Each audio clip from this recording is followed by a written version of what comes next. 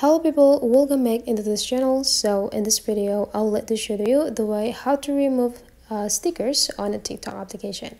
So here the device that I use is iPhone XR, and basically the way to remove the stickers is you just need to open the TikTok application and you just need to take a look on this button feature. There will be like 5 sections there. You need to visit your profile.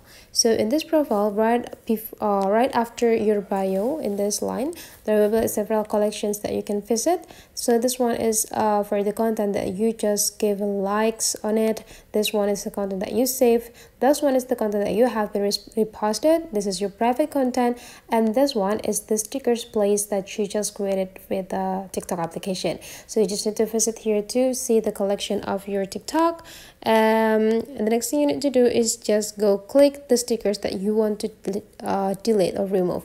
After you click it, and there will be pop up several options here, so you just need to go click delete and click delete to confirm it, and you're done. So that is the way how to remove stickers on a TikTok. Hopefully today's tutorial is useful by you. Thank you for watching, and I'll let to see you for the next tutorial.